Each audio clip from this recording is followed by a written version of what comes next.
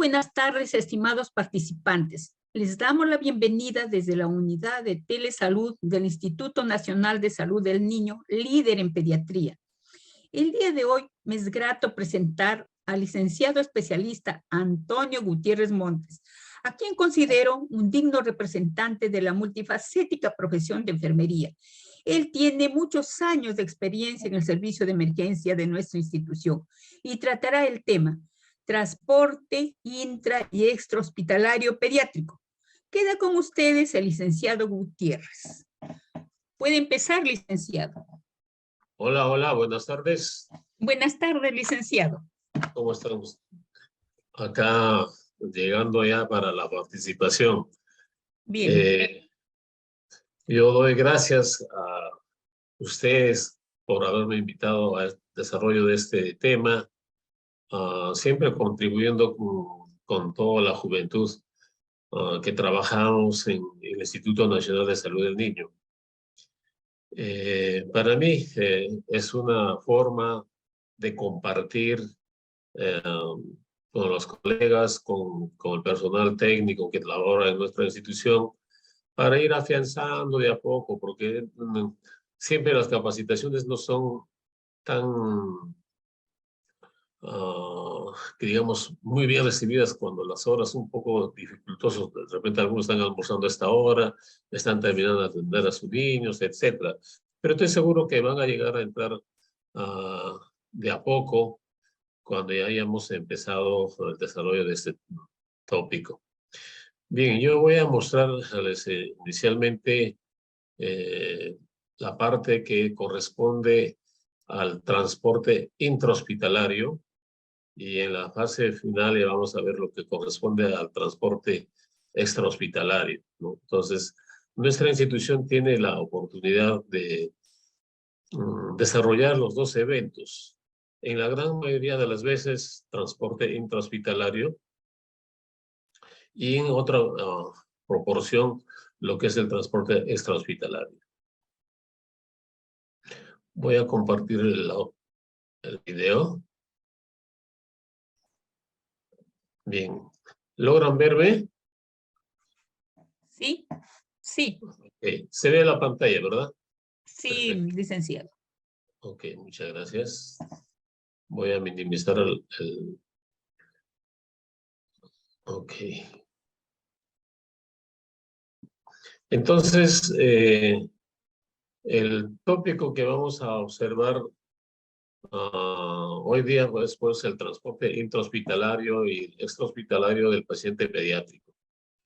Yo soy una persona bastante conocida por ustedes, pero sin embargo, pueden haber algunos trabajadores que todavía no me conocen, porque en estos últimos meses y sobre todo en el último año se ha visto incrementado el número de personal nuevo en todos los servicios. Yo soy el licenciado Antonio Gutiérrez Montes, trabajando ya en el servicio de emergencia un buen tiempo, y vamos a ver entonces los tópicos que vamos a desarrollar hoy día. Siempre dándole la bienvenida a todos aquellos que van a participar en este evento, porque nosotros, como ustedes verán, nos dedicamos al cuidado de los pacientes pediátricos. Entonces, como tal, nuestro trabajo está dirigido al cuidado de ellos. Y el transporte del paciente intrahospitalario también está referido, porque el cuidado de enfermería no solamente es cuando está hospitalizado en la cama o cuando está en un determinado servicio. No, durante el transporte se necesita cuidado. Y para ello necesitamos estar preparados. Y estar preparados significa capacitarnos con frecuencia. Entonces, ¿a qué se refiere cuando nosotros decimos transporte intrahospitalario? Entonces, Julio García Rodríguez en el 2016 nos reportaba o nos decía que el transporte intrahospitalario o el transporte dentro de una institución hospitalaria, es un procedimiento, ¿no? Es un procedimiento en el cual ese paciente que está hospitalizado es trasladado desde un lugar donde está hacia otro lugar donde le pueda brindar igual indicación o igual tratamiento y continuar con su recuperación. Entonces, eso es lo que intentamos hacer, o eso es lo que se intenta cumplir. Eso es el trabajo que desarrollan el personal técnico cuando tiene que transportar un paciente de un lugar a otro. Claro, en mayor cuantía, los transportes intrahospitalarios se generan del servicio de emergencia hacia los otros servicios. En total son 26 especialidades en nuestra institución. Entonces, casi a los 24, 20, 22 especialidades son transportados los pacientes del hospital a partir de emergencia. ¿Por qué? Porque el mayor ingreso de pacientes hospitalizados de emergencia. Claro está, también los consultorios externos hacen lo propio. Entonces, son dos elementos que contribuyen a que los pacientes se movilicen. Y en ese momento de la movilización corresponde, pues, tener mucho cuidado. Cuidado con los niños que entran del consultorio externo, obviamente están estables. Cuando se transporta del servicio de emergencia a otros servicios, los pacientes están estables, o hay pacientes que están delicados, o hay pacientes graves. Entonces, dependerá del momento para ver qué es lo que va a ocurrir. Nosotros, cuando vamos a transportar o cuando el personal se va a encargar de transportar al paciente, ¿qué es lo primero que hacemos? Primero tenemos que planear a dónde va a ir. Entonces, el personal encargado de hacer la transferencia no es que agarre la camilla o la silla de ruedas y luego pone al paciente y se lo lleva. No, cuando es un paciente que se va a referir, básicamente se hace las coordinaciones previas. Pero para hacer las coordinaciones previas, se supone que el paciente ya tiene que haber estado ya estabilizado. ¿Y qué significa estar estabilizado? Si el paciente ingresó con cierto grado de queja, si el paciente ingresó deshidratado, si el paciente ingresa con alguna otra dificultad de su salud, obviamente eso ya tiene que haberse controlado previamente. Entonces, el control previo puede generarse en diferentes ambientes de un servicio de emergencia, como es tópico de cirugía, tópico de medicina, ¿no? O en las áreas de hospitalización de medicina, reposo 1, reposo 2, o la sala de pacientes críticos o la sala de aislados.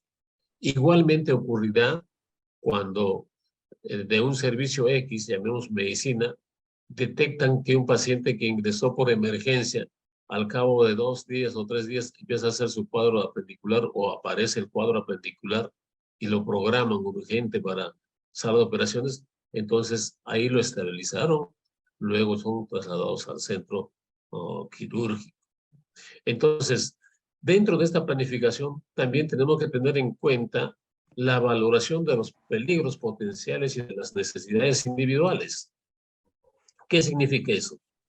Todo paciente que es movilizado está en pleno riesgo, porque no sabemos que se pudiera presentar algún evento adverso con la camilla, con la silla de ruedas, porque no solamente va el paciente ahí solo, va acompañado del familiar o de sus útiles que los tiene el paciente, además de que lleve los medicamentos y otros accesorios que también son parte del paciente.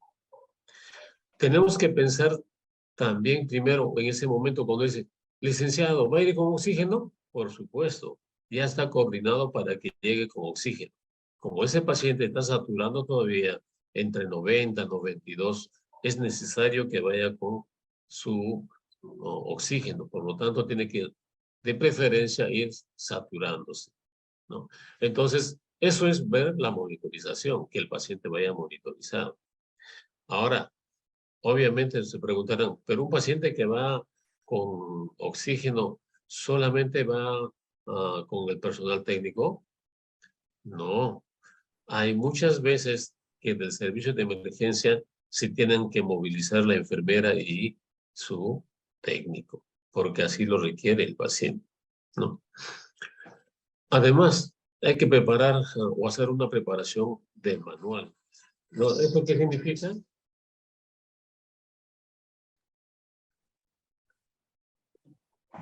La preparación del manual significa que exista, por ejemplo, esto de la capacitación es uno de los pilares de la preparación de manual. Entonces, cada servicio debería tener un manual, cómo transportar a su paciente, ¿no? De cómo preparar al paciente para que sea transportado, qué hacer antes, durante y después. Y esto es lo que vamos a desarrollar todo el momento que vamos a estar presentes, ¿no? Es necesario también el mantenimiento de la vigilancia clínica y tratamiento instaurado. Muchas veces, cuando transportamos a los pacientes, nos olvidamos que tiene un equipo de fluidoterapia. De repente necesita ir con su bomba de infusión porque está recibiendo algún medicamento que sea necesario para que se mantenga todo el patrón de las funciones vitales, ¿no? Entonces, tenemos que preparar eso. Entonces, es un proceso. Esta planificación obviamente hace de que el transporte que se desarrolle para el transporte del paciente, valga la redundancia, se van a hacer de la mejor forma. Entonces, también podemos mencionar que cuando se habla de transporte intrahospitalario, se tiene que tener objetivos claros. ¿Para qué transporto a un paciente? ¿No? ¿Por qué tengo que transportarlo? Entonces, hay respuesta que debemos responder. Cuando se dice ¿para qué? Significa que se va a transportar a un paciente porque requiere hospitalización para que continúe con el tratamiento. Se tiene que hospitalizar porque tienen que desarrollarle un procedimiento. Por ejemplo, entra a sala de operaciones, ya es un procedimiento. La intervención quirúrgica de un cuadro pendicular ya es un procedimiento. Ese procedimiento es la que va a solucionar. Por esa razón lo transportamos, ¿no? Otro objetivo, por ejemplo, desarrollar varios procedimientos. Dice, entonces, podemos mencionar si va a UCI, ¿para qué va a UCI?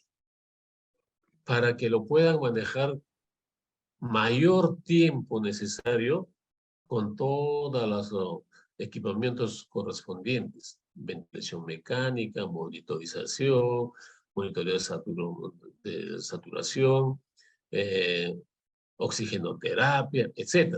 ¿La proporcionamos en emergencia o la proporcionan en otros servicios?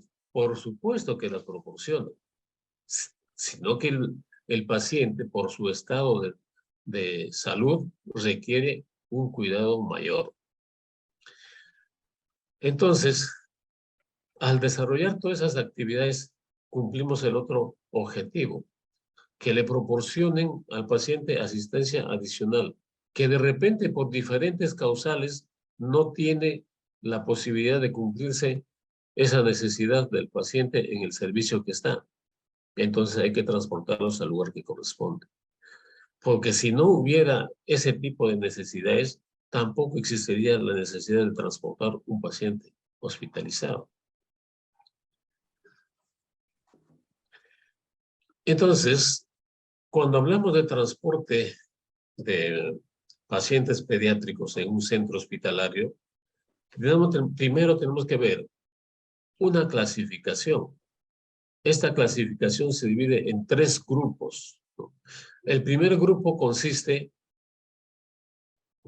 a los niños con hemodinamia estable. ¿Qué significa hemodinamia? Quiere decir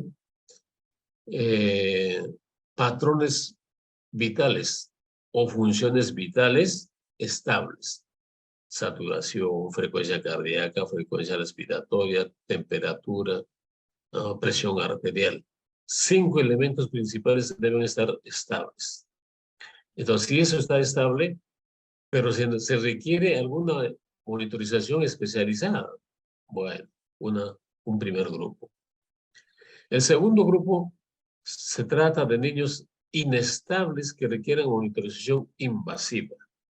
Entonces, ¿qué significa monitorización invasiva? Monitorización invasiva significa de repente paciente con manejo permanente por un buen tiempo de alto flujo o equipos de alto flujo, manejo constante con pulsoximetrías o el manejo de perfusión de inotropos. Por ejemplo, cuando hablamos de inotropos hablamos o UCI o cardiología, ¿no? Entonces, esos pacientes necesitan manejo de ese tipo. Pero pueden haber pacientes del grupo 3. ¿Quiénes son esos pacientes? Aquellos niños que están dentro del grupo 2, ¿no? Que requieran ese tipo de manejo. Además, ya necesitan ventilación mecánica. Pero me van a decir, pero licenciado Antonio, nosotros en el servicio de medicina B tenemos 3 pacientes con ventilación mecánica. En medicina A tenemos 2. En medicina B igual 2. En medicina C también tenemos. Entonces, ¿cuál es el problema?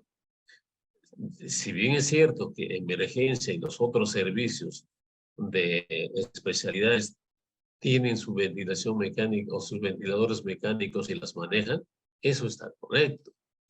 Entonces, ¿nosotros podemos manejarlo los niños con ventilación mecánica? Sí. En los servicios también, sí. ¿Pero qué requieren? Requieren mejor manejo de estos equipos en los servicios especializados. Mayor tiempo de manejo de estos equipos especializados en un centro de atención dedicado a eso. El servicio de emergencia, por ejemplo, podemos manejar, los manejamos, pero ¿qué ocurre? No es que ese paciente se quede ahí 1 día, 2 días, 3 días, 4 días, 1 semana, 1 mes. No, el servicio de emergencia tiene una razón de ser. La norma lo dice que solamente en un servicio de emergencia deben quedar 24 horas. ¿Eso qué significa? Que se estabiliza al paciente, ¿no? Desde el punto de vista hemodinámico. Entonces, cuando ya está estable, ya está con tubo endotraqueal, y ya está con ventilación mecánica, debe pasar al servicio donde se va a quedar 7 días, 8 días, 15 días con ventilación mecánica.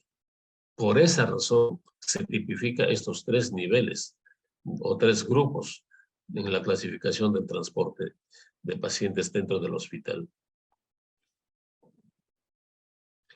Entonces, vamos a ver las consideraciones generales. Cuando hablamos de consideraciones generales, hablamos ¿qué riesgos corre un paciente que se va a movilizar dentro del hospital? Esos riesgos pueden empeorar al paciente dentro de su proceso de salud de enfermedad o no. Ejemplo, suponiendo que a mí me tocara llevar un paciente a UCI ya coordinado y de repente no tengo la destreza correspondiente, estoy transportando por la camilla. El personal técnico lleva la camilla a la cabecera, perdón, hacia la parte opuesta, y a la cabecera la enfermera. El médico también acompaña. Y cuando de eso de repente, al momento que jala el técnico, se se retira el tubo endotraqueal repentinamente. Entonces, ¿eso será correcto? ¿Alterará la salud o enfermedad del paciente?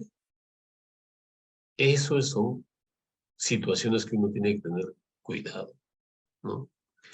La complejidad del transporte intrahospitalario del paciente crítico depende de su gravedad, del tipo de recorrido que se vaya a llevar a cabo. Entonces, si nuestro hospital fuera un hospital así, por lo menos como el monobloc, pues, todo sería distinto, ¿no? Pero nuestro hospital pues tiene altibajos durante el transporte, la distancia, el equipo, las camillas. Todo es un sinnúmero de cosas que participan directamente cuando se traslada un paciente. Entonces, cada situación, y ustedes, me imagino que tienen más experiencia en vivo de qué cosas se les ha presentado o qué cosas se presentan cuando transportan a un paciente a un determinado área de hospitalización. Entonces, habíamos hablado tres grupos, ¿verdad? Tres grupos. Dentro del transporte hospitalario, hablamos primero del grupo 1. Entonces, esos pacientes, ¿quiénes son esos pacientes? Por ejemplo, un deshidratado que ya se recuperó de su cuadro de hidratación, ya puede pasar a un hospital, a un centro, a un servicio. Un paciente portador de cuadros de varicela, ya estable, con su vía, su tratamiento, ya recuperado 24 horas, puede pasar ya al servicio de infectología. O un coqueluche o un pertusis estabilizado ya puede pasar. Una bronquiolitis ya puede pasar. O un paciente con problemas hematológicos. O sea, me estoy refiriendo a las anemias, a los diferentes tipos de anemias, ¿no? Ya puede pasar. Entonces, un cuadro convulsivo. Pero estos pacientes están dentro del grupo 1. Es decir, no están muy severos, no muy graves. Entonces, están en la posibilidad de ser transportados. Por eso que el personal técnico cuando transporta, lo transporta solo, porque en este tipo de pacientes no hay una necesidad de un apoyo mayor, ¿no? Tenemos el otro grupo, perdón, en este grupo, ¿cuáles son los recursos humanos que se tiene que tener? ¿No? Entonces acá definitivamente el personal técnico es el de mejor servicio, el de mayor cantidad de servicios que son necesarios, ¿no? Y eso, ¿para qué? Para que pueda transportar a los pacientes de un servicio a otro. Cuando ustedes ven acá, van a ver de repente de emergencia, de emergencia, de emergencia. No es que se trate de emergencia. El único lugar no es el servicio de emergencia. Todos los servicios, ya les mencioné, pero la gran mayoría de los pacientes a los diferentes servicios de donde se hospitalizan es el servicio de emergencia. Por eso es que está ahí determinado, ¿no? Uh, Ahora, del servicio de emergencia también se puede llevar a la sala de operaciones, se puede llevar al centro radiológico para la ecografía, para la toma de rayos X, las ecografías, etcétera, para la tomografía axial computarizada, etcétera. Pero además de eso, cada servicio igualmente lleva a su paciente a rayos X, a la ecografía, y todos los días ese es el plan que nos corresponde desarrollar, ¿no? Entonces, el transporte de un paciente de este grupo es trabajo de todo el personal técnico que labora en la parte asistencial directa de pacientes. Hay personal técnico que está en otras áreas que no son propias de ese trabajo asistencial, entonces ahí tiene la posibilidad de desarrollar otro tipo de trabajo y no directamente con este tipo, ¿no? Por ejemplo, Cuando un paciente se pone delicado en un servicio X de medicina, ¿qué hacen? Llaman al tuba, si tiene cama lo suben de inmediato, si no tiene cama lo tienen bolseando ahí un par de horas, una hora, en fin, hasta conseguir un ventilador mecánico, etcétera. Pero igual, si transportan de servicio de medicina a UCI, llevan con todos los cuidados del caso al paciente. Entonces, ese trabajo es amplio. Tenemos otro grupo 2 que ya requieren una monitorización durante el traslado. Por ejemplo, si nosotros tenemos pacientes portadores de problemas respiratorios o problemas pulmonares, entonces, ¿qué requiere? Si está saturando 90, 89, 90, 92, entonces hay que ponerle oxígeno. Ese paciente tiene que ser previamente coordinado por la enfermera, ¿no? Del servicio de emergencia con el servicio a donde se va a hospitalizar. Entonces, lo tiene que llevar con el oxígeno puesto. Entonces, cuando se dice con oxígeno, no quiere decir que el oxígeno vaya pues, en una condición ah, inadecuada. Tiene que estar puesto de tal forma que el oxígeno no tenga riesgo de caerse. El oxígeno no se llene de agua toda la tubuladura, ¿no? El paciente vaya correctamente puesto la mascarilla. Entonces, esa es una situación del paciente del grupo 1, ¿no? Que requiere con monitorización. Por ejemplo, si va un paciente con cardiopatía, ¿qué va acompañado a veces? ¿No? Tratamientos inotropos. Entonces, un tratamiento inotropo yo no lo puedo desconectar porque está subiendo a emergencia. Es una locura. Tiene que ir con su inotropo puesto, por lo tanto tiene que estar con su parante, su monitor conectado ahí para que pueda llevar el paciente, ¿no? Igualmente, los casos de cuadros convulsivos hay que tener mucho cuidado cuando se transporta ese tipo de pacientes, porque el menor movimiento puede estimular y motivar a que se presente un eh, cuadro convulsivo, ¿no? Por ejemplo, tenemos pacientes con ascitis, ¿no? Los pacientes con ascitis, pobrecitos, están con el dolor y se quejan, y de repente por ahí salta la camilla. Entonces, el paciente se va a quejar, ¿no? Entonces, esos son los pacientes que durante el transporte necesitan. Por ejemplo, la saturación hay que tenerlo también correctamente. Ahora, claro, vamos a decir, esos son comunes, lo hacemos, por supuesto. ¿El personal técnico lo hace? Sí, lo hace perfectamente. Y eso no cabe duda, ¿no?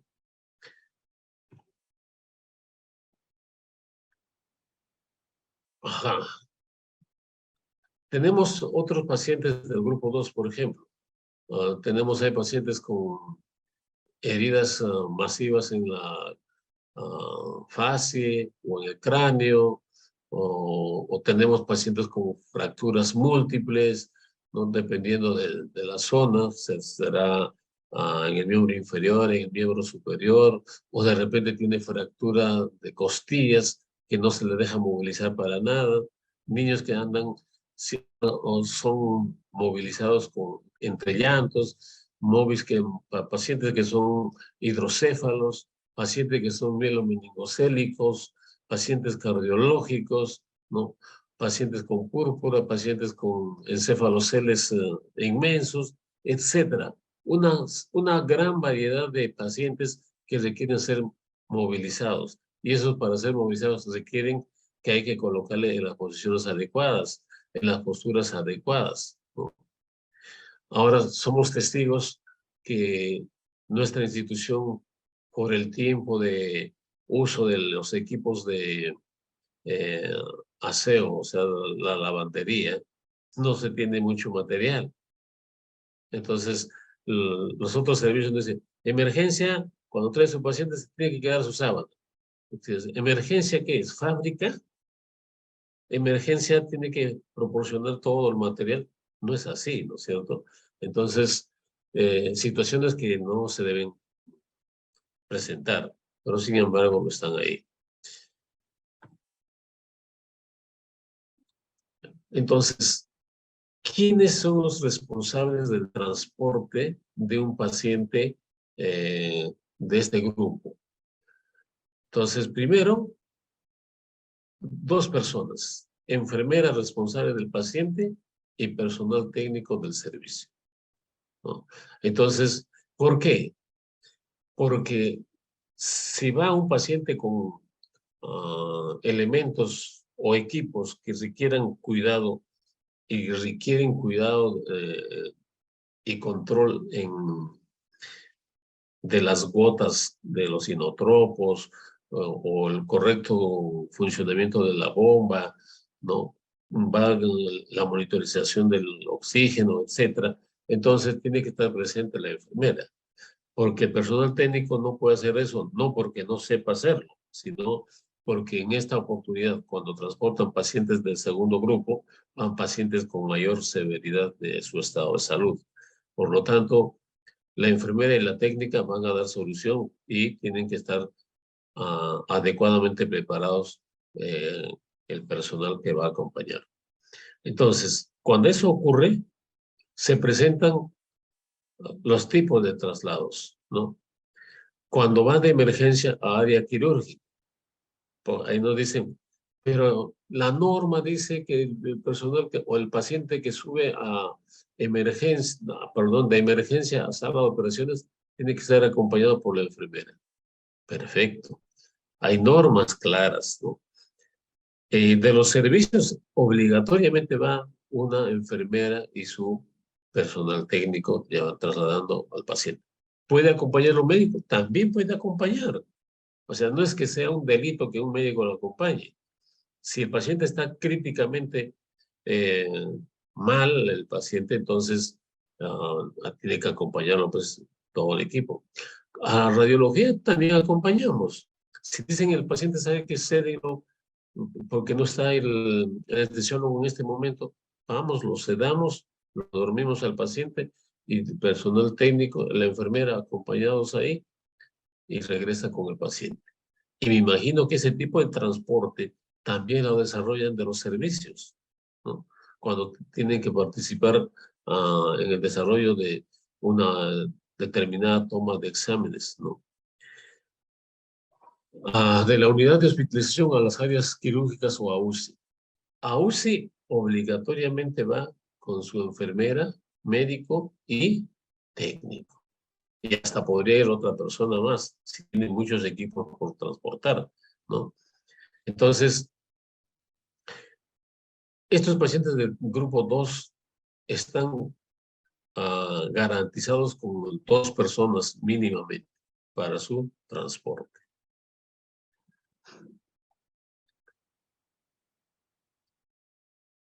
Tenemos dentro de este grupo 2, ¿no? Situaciones que se nos pueden presentar durante el transporte, ¿no? Entonces, ¿qué tenemos que hacer? Tenemos que estar atentos a un evento adverso. Y el evento adverso, si el personal técnico no se dio cuenta, la enfermera se dio cuenta. Si la enfermera no se dio cuenta, el personal técnico se dio cuenta. Si va acompañado también por un médico, el médico no se percató, la enfermera se percató, etcétera. O sea, de las 3 personas siempre tiene que ser observado. El paciente tiene que estar siendo observado. ¿Por qué? Porque la característica del personal de enfermería es ser observador, determinar cualquier detalle, ¿no? Para evitar mayores consecuencias, ¿no? Entonces, dentro de estos eventos adversos en el traslado, los menores no pueden en riesgo, pero requieren intervención para evitar el deterioro. Entonces, si bien es cierto que el paciente se quita el saturómetro con frecuencia porque no le gusta que le pongan el saturómetro, no lo tolera o no le es correcto, entonces vamos a ver que hay desaturación. Pero nosotros tenemos que ver que la saturación llegue correctamente, porque lo primero que se fija la enfermera que lo ve es justamente eso. ¿Está correcto o no correcto la saturación? ¿Hay broncoespasmo o no hay broncoespasmo? ¿Ha vomitado o no ha vomitado? ¿Cómo está la frecuencia cardíaca? ¿Está con taquicardia? ¿Está con bradicardia? ¿No? ¿Está hipertenso o no está hipertenso? Entonces, funciones vitales o hemodinámicamente estables significa que esas funciones deben estar correctas, ¿no? Ahora, además de eso, de repente se queja eh, el niño, entonces de repente está con dolor, porque los pequeñitos nos presentan hasta 3 tipos de dolor: dolor de hambre, ¿no? Dolor propiamente dicho, ¿no? O mala postura, etcétera. Todo le puede generar dolor. Entonces, si tenemos ese tipo de pacientes, tenemos que estar preparados a solucionar. En el transporte intrahospitalario del paciente crítico del grupo 2, también necesitamos monitorizar, ¿no? Entonces, ¿qué tenemos que monitorizar? Una buena oxigenación. Y una buena oxigenación significa colocarle una mascarilla acorde para su grupo etario, ¿no? La saturación, colocarle correctamente. Entonces, eso también necesita. No lo voy a poner en la parte fría. Tengo que buscar un lugar adecuado, porque si está frío la zona, la saturación es baja, ¿no? Si la curación o los vendajes que lleva puesto el paciente están correctos o no. Si requiere oxígeno, la bigotera está correctamente puesto, porque el niño se mueve a la derecha, a la izquierda, y se la puede quitar, y se la quita cuando... Y lo más importante es verificar la temperatura antes de... Entonces, cuando ustedes transportan, no es delito que la enfermera, por favor, licenciada o enfermera o como quieran llamarlo, de acuerdo a la comunicación que mantengan en su servicio, ¿está bien la temperatura? ¿No está, está bien el oxígeno? ¿Va a ir con oxígeno? ¿Va a ir sin oxígeno? Etcétera. Pero eso significa una comunicación asertiva entre el personal de enfermero y el personal técnico para que hagan la movilización del paciente de la forma más correcta, ¿no?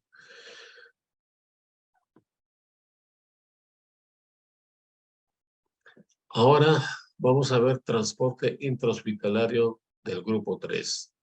Entonces, dentro de las características que se requieren del equipo personal acá o de los recursos humanos, hay que suponer que los niños que van en este grupo tienen mayor riesgo de posibilidad de que se genere eventos adversos, ¿no? Es necesario saber que estos pacientes requieren de más equipamiento para mejorar su salud, mayor número de fármacos para su recuperación, ¿no? Entonces, ¿qué requiere esto para ser transportado? Requiere de un equipo personal experimentado. ¿Pero qué significa experimentado? Experimentado no significa tener mucho tiempo y no trabajar con pacientes, por ejemplo, eso no. Eso sería para que ayude a jalar la camilla. El personal del equipo o el equipo que trabaja en el servicio de emergencia constantemente tiene capacitaciones durante el año. Por lo tanto, va aprendiendo cada vez la forma correcta cómo se debe ser transportado el paciente. Y eso es importante. Debemos saber que la persona sea capaz de prever con antelación.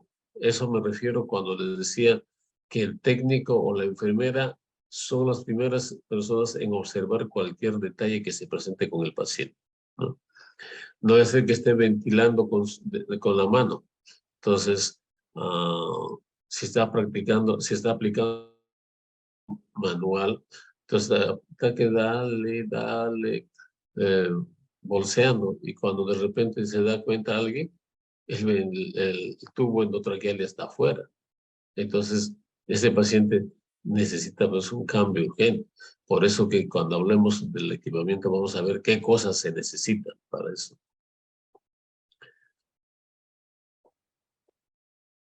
Cuando se transporta pacientes con ventilación mecánica, lo primero que tenemos que ver es que hayan 3 personas. Esas 3 personas siempre tienen que estar coordinadamente preparados para cualquier eventualidad, ¿no? Entonces, básicamente, ¿a dónde se transportan esos tipos de pacientes con ventilación mecánica? Hay pacientes que van a UCI. Ahora, cuando se transporta ese tipo de pacientes, hay ventiladores mecánicos portátiles. En estos últimos meses ya se manejan. Siempre se ha tenido un ventilador ah, pediátrico portátil. ¿Por qué? Porque muchas veces, por ejemplo, subir a UCI no es fácil, porque tiene que pasar toda la parte externa, entrar al pabellón del monobloc, esperar el ascensor, subir por el ascensor, entrar a UCI. Entonces, eso significa pues un tiempo, y ese tiempo necesario no es pues 1 minuto, 2 minutos, 3 minutos, a veces se demoran 5, 6 o 10 minutos para llegar, ¿no? Y entonces en ese lapso se imaginan que estar monitorizando o ventilándolo manualmente no es lo mismo que vaya con su ventilador mecánico y que llegue en buenas condiciones, ¿no? Este tipo de transportes básicamente se desarrolla pues llevándole a UCI, llevando a la sala de operaciones, ¿no? O viceversa también a veces. En situaciones muy extremas, nosotros recibimos pacientes postoperados inmediatos, ¿no? Pero eso no debe ser tampoco, ¿no? Es importante mencionar que dentro de este grupo, 3, ¿no?, de pacientes transportados, el procedimiento que se propone está bajo una secuencia lógica y ordenada de actuaciones agrupadas en las siguientes etapas. ¿Qué quiere decir esto? Que para transportar a un paciente a un determinado servicio de cuidados intensivos, no es que el médico viene y se acabó, no. A veces ya tiene una interconsulta respondida, no tenemos cama, no. Al día siguiente otra interconsulta, no tenemos cama, ya van 2 días.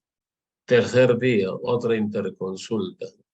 Evalúa el médico de UCI, evalúa que el paciente es altamente eh, posible de que su recuperación sea buena, entonces el médico le da pase, ¿no? Entonces, lo primero que hay que hacer es la solicitud, las interconsultas para que sea observado por un usiólogo y determine si pasa o no pasa.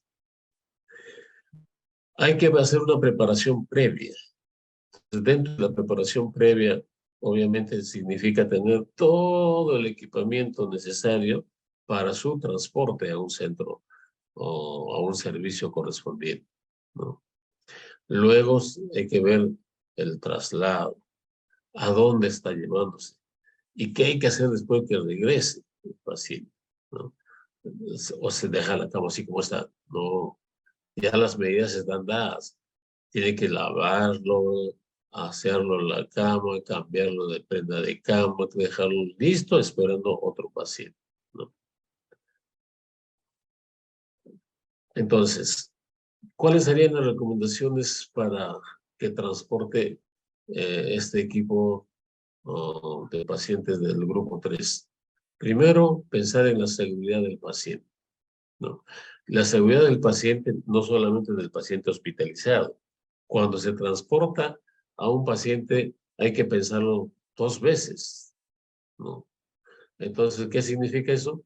Primera recomendación, personal adecuado y suficiente. Es decir, si yo no tengo un médico, o no hay una enfermera, o no hay un técnico, es mejor esperar el momento oportuno para que todas las personas que tienen que transportar estén presentes. ¿no? Entonces, bajo esas consideraciones, se puede postergar unos minutos. Hay que estabilizarlo previamente al paciente. ¿Para qué? Para que durante el trayecto se mantenga estacionario y pueda llegar en condiciones de hacer su recuperación de la forma más correcta, ¿no? Equipo de soporte vital suficiente y adecuado. Entonces, cuando hablamos de equipo de soporte, hablamos de diferentes equipos: saturómetro, equipo de ventilación, fluidoterapia, tratamientos farmacológicos, etcétera. Deben estar lo más adecuado posible en dosis, en volumen, etcétera, para que pueda llegar en condiciones correctas. Cuando llegue el paciente, no te lo van a recibir, no decir, ya déjalo, vamos acá en la camilla y yo lo paso. No, sí es necesario nuestra participación. Si va un paciente de 16 años, 17 años, y es un paciente más grande que la enfermera, más grande que el enfermero, ¿qué necesita? Que la que está recibiendo solamente reciba ella y lo ponga a su cama y se acabó. No, la enfermera o el enfermero que transportó también puede ayudar, no hay ningún problema, solamente tiene que haber una buena comunicación. Si esa comunicación es buena, va a haber comunicación. Entonces, ya habíamos dicho de que estos pacientes previamente requieren una estabilización previa al traslado. Entonces, la estabilización significa que vaya con buena vía, que vaya bien saturado, que vaya con una buena máscara y con una buena bolsa de resucitación, ¿no? Para que vaya de esa forma correctamente, o que vaya correctamente puesto la máscara del ventilador, que el paciente vaya con un tubo endotraqueal correcto, ¿no? Entonces, eso, si nosotros vamos pensando de que va a llegar a un área de mayor trabajo de este tipo de pacientes, obviamente nos vamos a encontrar y vamos a estar tranquilos, ¿no?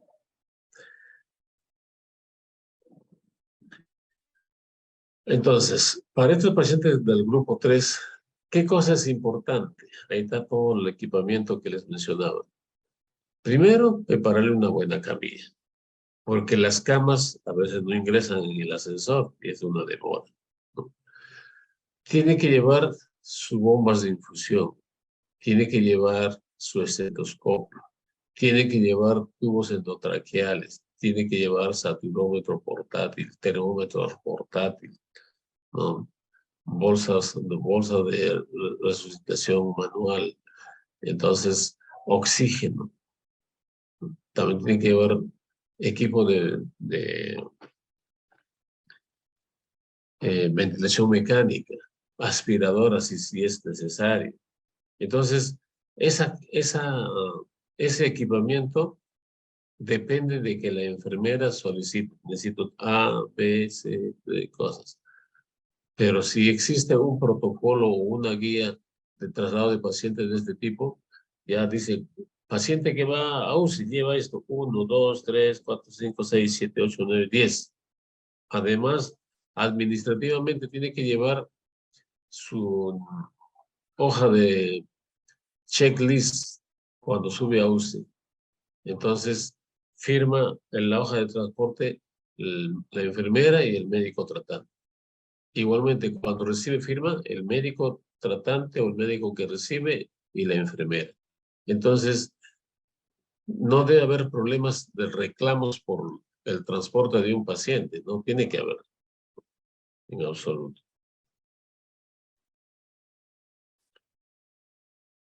Dentro de este grupo tenemos pacientes que van a ser transportados con una unidad sanguínea, ¿no? Que va a ser, no se le puede retirar, o en todo caso se espera que termine. ¿Por qué? Porque no tenemos de repente el manejo de esos materiales. Porque si va con su sangre, tiene que ir pasando. ¿Quién lo va a acompañar? Tiene que ir una enfermera, ¿no? Por seguridad, para verificar y entregarle de la forma correcta. Es necesario que vaya con monitorizado la saturación. Tiene que estar con su saturómetro correctamente puesto. Si necesita algún procedimiento urgente, tiene que tener el material necesario. Porque si el paciente en el curso del camino se retira la vía periférica, antes de llegar al servicio donde va a llegar, tiene que estar con su vía periférica. Y si no tengo ningún material, tendré que saber hablar con la enfermera que me va a recibir, con el médico que me va a recibir, ¿no? Y ahora, otra cosa es cuando a veces se transporta, no se evidenció temprano cuál fue la condición del paciente o en qué condición estaba la vía del paciente. Y cuando llega a otro servicio, obviamente está hinchado, licenciado Antonio, que es su vía del paciente. Entonces hay que verificar previamente eso, ¿no? Importante. Eh, Importante es, por ejemplo, cuando nosotros enviamos a un paciente a sala de operaciones, ¿quién hace al paciente? Es el responsable de hacer el personal técnico. ¿El personal técnico con quién tiene que hacerlo? ¿Con la mamá o con el familiar o con el papá? ¿Quién tiene que verificar eso? La enfermera. Si la enfermera no verifica, puede ocurrirle una situación muy bochornosa, tal como le ocurrió en una oportunidad. Yo coordinaba, me llaman 7:10 de la mañana, por favor, súbame tal paciente. Pregunto yo a la enfermera, Juanita, ¿ya está listo el paciente que va a entrar a la sala de operaciones porque está llamando? Licenciado, ya está correctamente, ya lo podemos enviar. Lo enviamos, listo. Llegó a sala de operaciones y ¿qué ocurrió? En sala de operaciones verifica al paciente la uña inmensa y cochina del pie y de las manos. El ombligo cochino. Entonces, no te estoy mintiendo. Sube urgente para que veas la foto que le he tomado. Subo, me hace ver esa fotografía. Yo tuve que quedarme calladito como coordinador. Entonces, preparar previamente o hacer las cosas previamente significa verificar eso. Yo a la técnica que lo llevo, ¿lo sanciono? No lo sanciono. El personal técnico también recibe al paciente. Entonces, el consejo sería, personal técnico que está en un área donde va a haber llevar transporte de pacientes hacia el hospital o hacia la sala de operaciones, tiene que también verificar. Mi compañera me está entregando que va a traer el paciente a sala. Verifico. ¿Ya lo has bañado? Sí, ya lo bañé. Entonces, cada uno tiene que verificar correctamente lo que se tiene que hacer para evitar cualquier problema.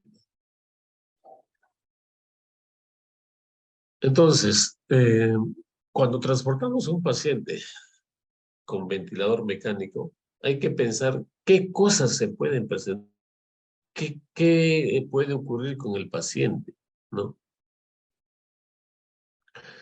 Puede desaturar, puede haber broncoespasmo, vómito, taquicardia, bradicardia, hipertensión, dolor, agitación, hipotermia.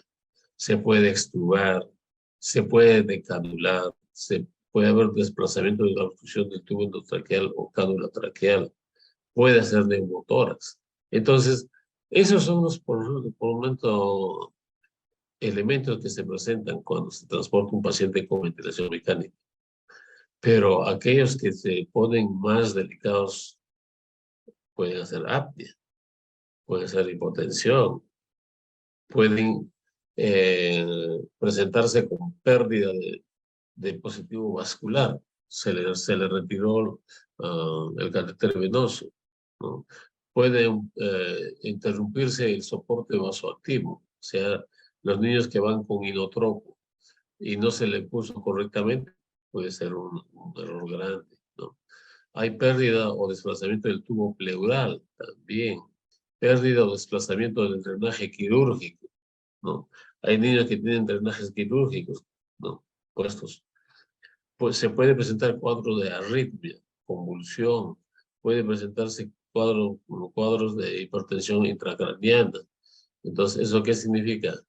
Que hay que buscarle alguna forma de resolver el problema lo más rápido posible.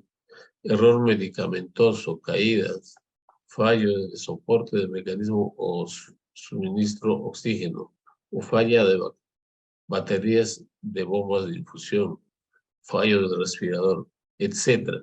Entonces, los problemas son cada vez mayores, ¿no? Y si son mayores, nuestra responsabilidad es mayor también.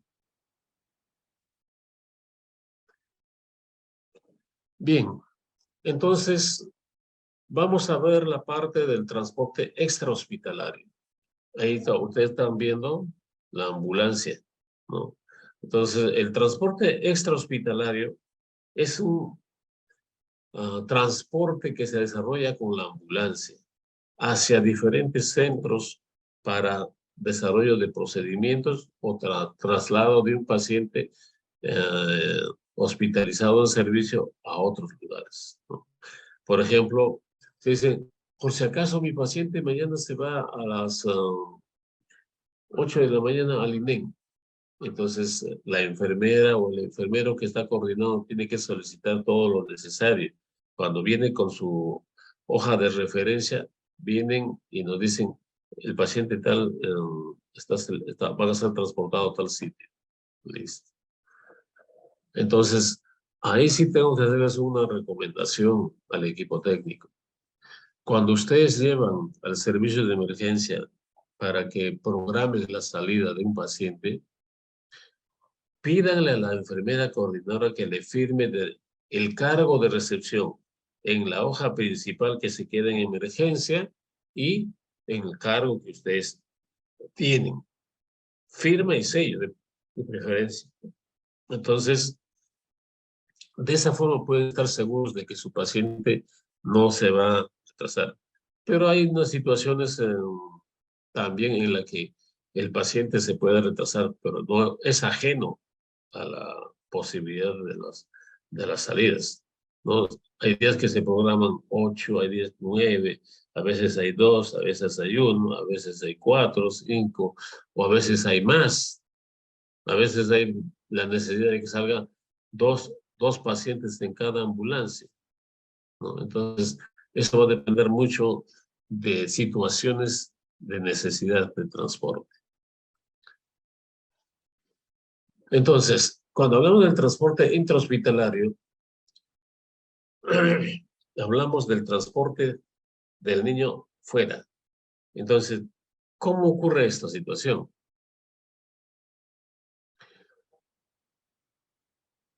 En este transporte básicamente está integrado por el equipo técnico y cada servicio proporciona el médico que acompaña al paciente, ¿no? Entonces, así sea el paciente delicado, medianamente delicado o paciente estable. Entonces, esos pacientes no van a ser eh, de la misma forma transportados. Requerirán un determinado o una determinada forma, ¿no? Entonces, mínimo tiene que haber un conductor,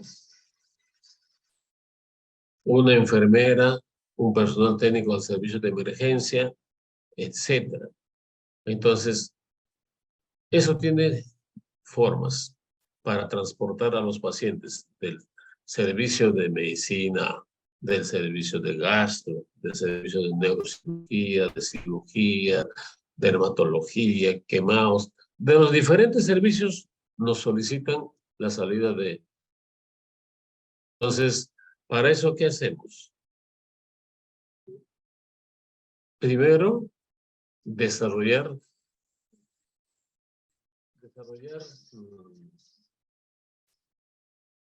desarrollar determinadas actividades, ¿no? ¿Dónde va a ser transportado? ¿A qué hora va a ser transportado? ¿Quién es su acompañante? Porque no nos olvidemos, cuando sale el paciente, el médico, el familiar, el técnico. 4 personas en la ambulancia. Pero si salen 2, ya son 8 personas. Entonces, la ambulancia está capacitada para soportar 8 personas a la vez en la mañana. Muchas veces no. Entonces, eso es una necesidad por la que a veces no se puede sacar de 2 en 2, ¿no? Dependerá mucho de cómo está programado que esos pacientes salgan. Pero hay que pensar de que los pacientes van a salir para que le hagan una resonancia magnética, para que pase una cámara hiperbárica, para que sea transportado a provincia también, ¿no? Pero cuando van a ser transportado a provincia, básicamente va con su personal, ¿no? Y el chofer o 2 choferes a la vez, ¿no? O a veces son transportados para la extracción de cuerpo extraño. ¿Por qué? Nosotros somos una institución de tercer nivel. Entonces se supone que debemos contar con todo el equipo, pero no se cuenta con todo el equipo. Y hay situaciones de cuerpos extraños que tienen que ser transportados al servicio del hospital de emergencias pediátricas, ¿no? A veces son reportados pacientes que van a salir de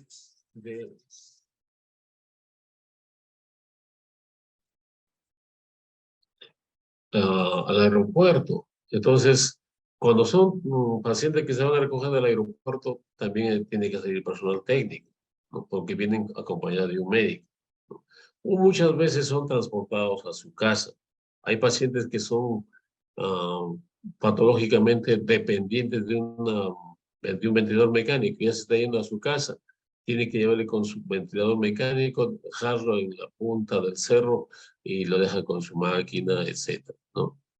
Cuando los pacientes son transferidos, por ejemplo, un paciente que está en emergencia ya una semana, portador de una leucemia grave, determinan todos los exámenes, se coordina con el INEM lo acepta y se va al INEM, ¿no? Otro detalle que a veces vemos con frecuencia, y en estos últimos meses ya no se ve mucho, pero todavía hay presencia, recojo de hemoderivados. Entonces, claro, como nuestro centro hospitalario tiene gran cantidad de pacientes que ingresan con problemas hematológicos, entonces la administración de paquete globular, de plasma, de crioprecipitados, entre otros, es la razón por la cual hace que se pida este material a otros hospitales. Entonces, la ambulancia tiene que ir hasta María Auxiliadora, a Collique, al Callao, para un solo tipo de paciente y a recoger los hemoderivados. Entonces, razones por las cuales el servicio de la ambulancia hace transporte.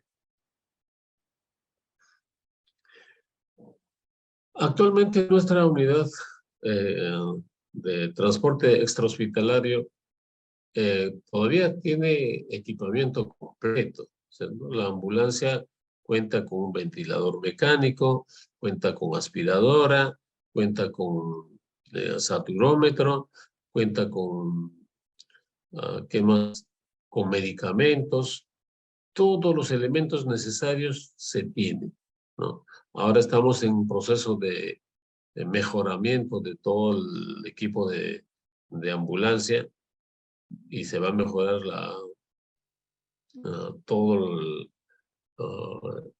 la parte de las cabinas donde van los equipos van a ser mejorados, se les va a colocar corredizos y eso supongo que debe ayudarnos a mantenerlo en mejores condiciones, ¿no? Entonces, hubo las oportunidades en las que cada servicio enviaba con su personal técnico, porque a veces también el personal técnico es todavía con cierta falencia, porque nos falta equipo personal para las ambulancias, ¿no?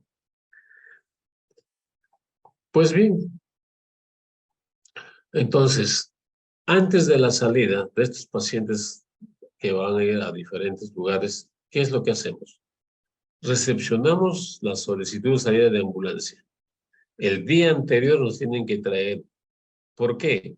Porque si nosotros recibimos una semana, 2 semanas antes, se traspapela. Porque todos los días hay cambio de papel. Entonces, el día anterior en la tarde lo llevan al servicio. ¿Y cuántas veces yo les he recibido firmándolo por ambos lados? Cargo y original. Eso significa entonces que las solicitudes generadas hacia el jefe del servicio de emergencia por el jefe del servicio de emergencia, recepcionada por coordinación de enfermería. La recepción de solicitud por enfermería, eso tiene que ser copiado, firmado original y copia. El registro de salud de ambulancia, la coordinadora es la que coordina necesariamente en qué condiciones sale al día siguiente. Si está con ventilación mecánica, no está con ventilación mecánica, si requiere oxígeno, no requiere oxígeno, etcétera, ¿no? Entonces, esa coordinación con el servicio solicitante es preciso. Ahora, cuando regresa el paciente del servicio, tiene que pasar igual por el servicio de emergencia. Se le observa que regresó en buenas condiciones, tranquilo, y con eso se cumple. Entonces, el servicio de transporte extrahospitalario es eso. Pero ojo, también se estarán preguntando, pero ¿ustedes no recogen a los pacientes que se accidentan? ¿Eh? Nuestra misión o nuestra función no es esa. Alguna oportunidad puede salir de repente cuando esté cerca a recoger a un paciente que sufrió un accidente vehicular. Eso sí es factible. Ese también es un transporte extrahospitalario, ¿no? Entonces, cuando ocurren esas situaciones, ya no se transporta al niño, ya no se transporta a un paciente grave de pediátrico, se transporta al adulto, a la mujer adulta, etcétera, al que lo necesita, ¿no? Entonces, esa es la situación. Con esto creo haber culminado la exposición. Si no hubiera molestia, yo estoy llano a que ustedes puedan hacer las preguntas del caso y dar las respuestas oportunas. Muchas gracias a todos ustedes por la atención. Gracias a los organizadores y espero las preguntas se las hubieron. Muy bien, licenciado. Sí, nos han llegado algunas preguntas que le voy a transmitir. Nos pregunta, ¿puede acompañar el familiar en el transporte del paciente pediátrico? ¿En el transporte hospitalario o extrahospitalario? Intrahospitalario, dice. Ya. A ver, ¿qué es lo que ocurre con los niños que transportamos intrahospitalario? Cuando es un procedimiento X, el familiar llega hasta el lugar o hasta la puerta y en el mismo procedimiento ya no está acompañando, porque no es necesario, no va a solucionarnos nada, pero sí puede acompañarle, porque más tranquilo el niño siempre está con la mamá o con el papá.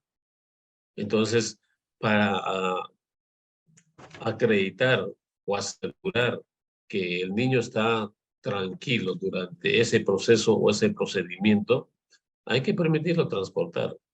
Pero igual cosa ocurre cuando el paciente sale al transporte extrahospitalario.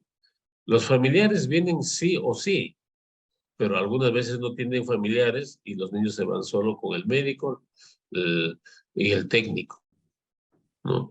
Pero en la gran mayoría de las oportunidades que hemos visto, los transportes extrahospitalarios van familiar del niño, el paciente y su médico tratante o el médico residente encargado de transportarlos. Bien, licenciado. Nos llega otra pregunta. ¿Qué precauciones se debe tener con el transporte de un bebé en incubadora? Perfecto la pregunta. Entonces, ¿a quién se transporta con una incubadora? Primero tenemos que determinar eso. ¿En qué condiciones está mi incubadora?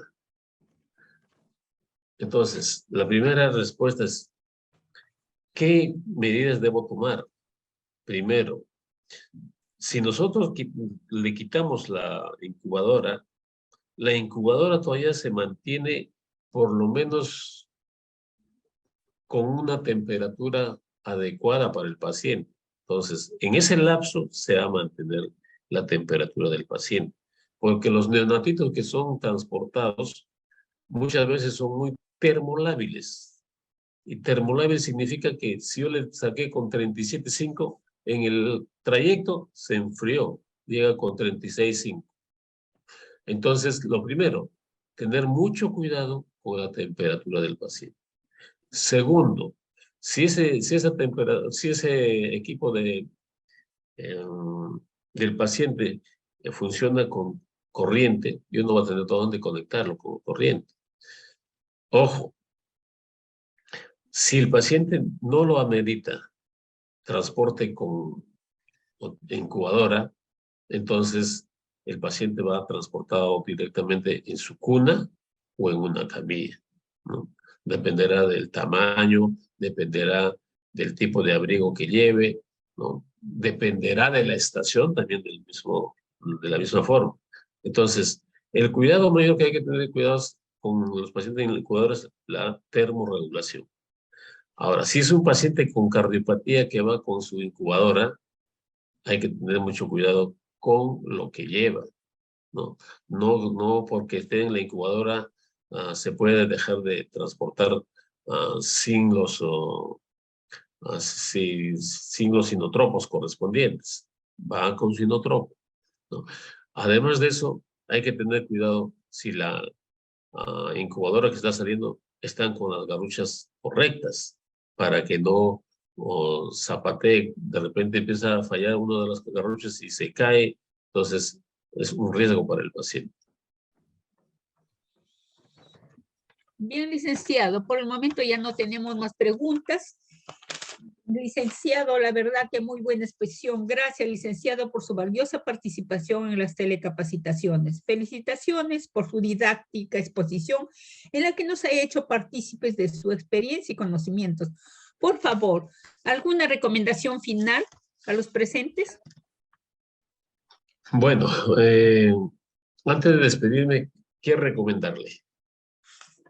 Como trabajadores ya con un periodo de trabajo mayor a 25 años, 20 años, yo puedo sugerirles que se tiene que trabajar con amor para los niños. ¿Por qué? Porque nosotros somos padres y el personal técnico en su gran mayoría femenino son madres y los varones también son padres. Entonces, estos niños necesitan un cuidado especial, como si fuesen nuestros hijos, porque si alguien llevara a su hijo a un hospital o al centro donde trabajamos, no nos gustaría que lo traten mal. Entonces, por esa razón, debemos nosotros tener un trabajo muy afectuoso y cariñoso con los niños. Lo más importante. Eso hace de que todo se rompa, todo lo malo se vea positivo.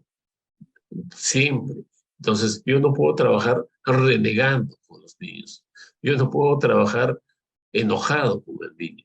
El niño se da cuenta fácilmente, nos mira. Al niño hay que mostrar nuestra parte más agradable, porque eso es lo que el niño se siente feliz. Yo cuando entro a los niños, le doy el cariño, les saludo, les hago un coqueteo o algo de gracia, los niños están tranquilitos, se sienten tranquilos. Entonces, eso es importante para todo el equipo que trabaja.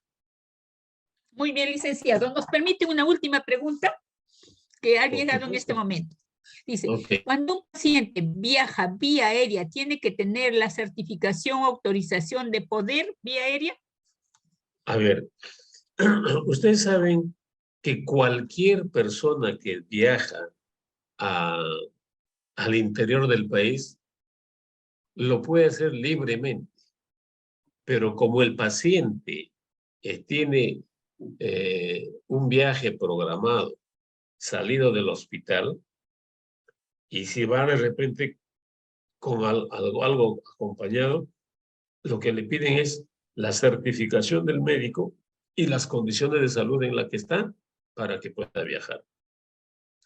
Entonces, cuando salen los pacientes de un hospital y son trasladados, siempre le pedimos que tenga su certificado o una hoja firmada por su médico tratante, que lo da de alta, ¿no?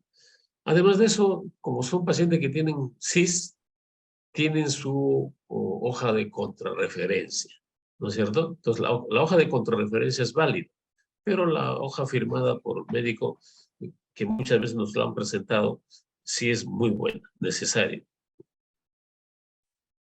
Bien, licenciado, muchas gracias nuevamente. Gracias también a todos los que se conectaron el día de hoy con nosotros. Les recordamos que este interesante tema y todos los temas que presentamos se encuentran colgados en la página web y canal de YouTube de Telesalud del Instituto Nacional de Salud del Niño, donde pueden verlo el momento que tengan tiempo, a la hora que quieran. Gracias, buenas tardes a todos.